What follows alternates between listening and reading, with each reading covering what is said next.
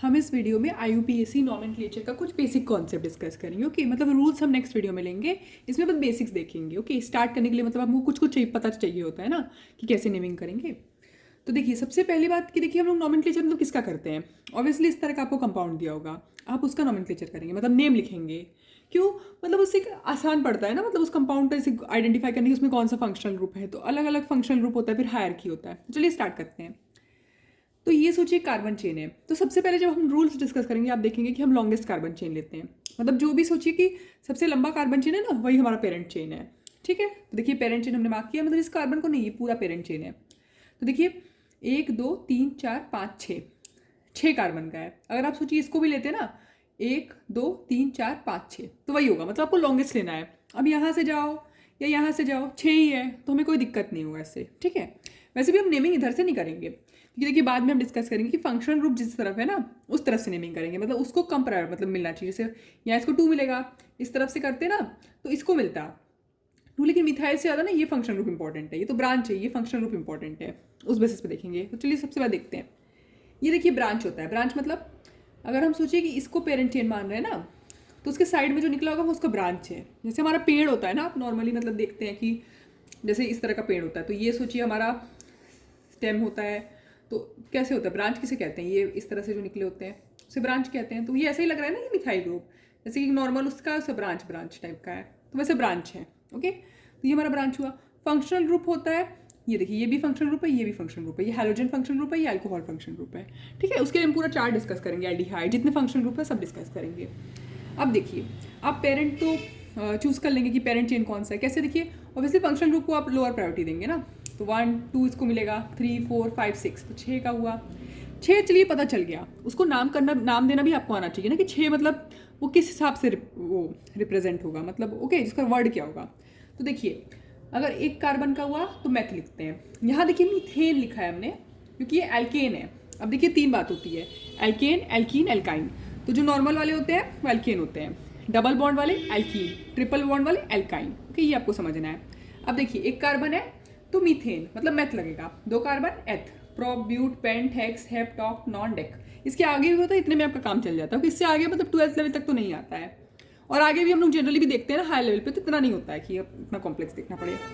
ठीक है, मीथेन हो गया। अब देखिए कार्बन का तो 4 बॉन्ड होता है, आप ऐसे देख सकते हैं 1 2 3 4, तो इसे मीथेन कहते हैं।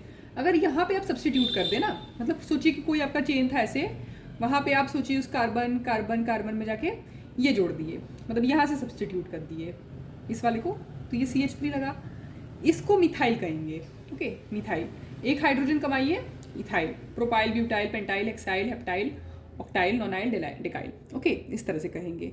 ओके, ये हमारा होमोलॉगस सीरीज होता है, इसको भी हम डिस्कस करेंगे। ओके, ये जस्ट एक बेसिक है, इसलिए उसमें ज़्यादा वो नहीं कर रहे हैं डिटेलिंग। ओके, आइसोप्रोपाइल ग्रुप क्या होता है? अब आपको ये ध्यान में रखना है ना, इस ग्रुप को ही आइसो बोलते हैं, ये वाला ग्रुप। ओके, ये हमारा आइसो ग्रुप है।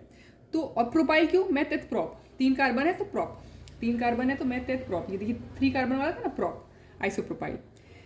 सेकेंडरी ब्यूटाइल क्यों कह रहे हैं? देखिए कार्बन आपको प्राइमरी सेकेंडरी टर्शियरी देखना आना चाहिए। अगर सोचिए ये कार्बन है ना, ये सेकेंडरी कार्बन है, क्योंकि इस कार्बन से 2 कार्बन जुड़ा है। ठीक है, अब किसी कार्बन से अगर सोचिए 1 कार्बन जुड़ा होता है तो वो हमारा प्राइमरी कार्बन होता है। ओके, अगर किसी कार्बन से 2 जुड़ा होता है तो सेकेंडरी।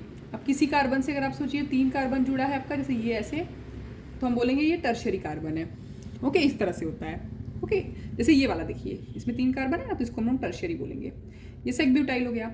आइसो ब्यूटाइल देखिए कैसे है, ये आइसो ग्रुप है ना अपना, इसीलिए आइसो, और ब्यूटाइल मैथ है प्रॉप ब्यूट, इसीलिए।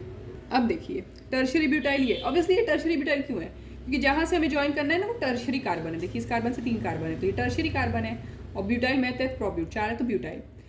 अब हमारा आइसो ब्यूटाइल हो गया। ये नियोपेंटाइल, पहली बार पेंटाइल क्यों है? 1 2 3 4 5, और ये हमारा नियो ग्रुप होता है। मतलब सोचिए ये टर्शियरी ग्रुप, बस इसके साथ एक CH2 होना चाहिए। आप एक दूसरे से रिलेट करके याद कर सकते हैं। ये टर्शियरी ग्रुप है हमारा, और इससे एक CH2 है, तो ये नियोपेंटाइल कहेंगे। अब देखिए इतना ये मतलब बहुत बेसिक है कि मतलब अगर हम इसको निकालना वो करना रूल पता चल जाए तो फिर हमें मैथ एथ प्रॉप तो करना आना चाहिए। अब ये अगर सोचिए एल्कीन होगा, मतलब डबल बॉन्डेड कंपाउंड होगा, तो हम इसको मीथीन बोलेंगे। अच्छा, मीथीन तो बोल ही नहीं सकते, देखिए मीथीन नहीं बोल सकते हैं। देखिए 2 डबल बॉन्ड होने के लिए भी तो 2 कार्बन होना चाहिए ना, मिथ में कहाँ होगा, इथीन, प्रोपीन, ब्यूटीन ऐसे होगा, मिथीन नहीं हो सकता। ऐसे एल्कीन, एल्कीन, एल्काइन, मतलब 3 अगर हो गया और ट्रिपल बॉन्ड है तो प्रोपाइन बोलेंगे। ठीक है, ये एक बेसिक था कि अगर आप रूल्स से पहले थोड़ा सा जानना जरूरी है कि लॉन्गेस्ट चेन या कार्बन फंक्शनल ग्रुप क्या होता है, पेरेंट चेन क्या होता है, या ये ग्रुप्स क्या होते हैं। क्योंकि अगर आप नेमिंग में भी अगर ये ब्रांच भी हो ना तो ऐसे नाम करते हैं, आइसोप्रोपाइल, सेकेंडरी ब्यूटाइल, और वैसे भी ज़रूरी है आपको हायर ऑर्गेनिक के लिए। Okay, thank you.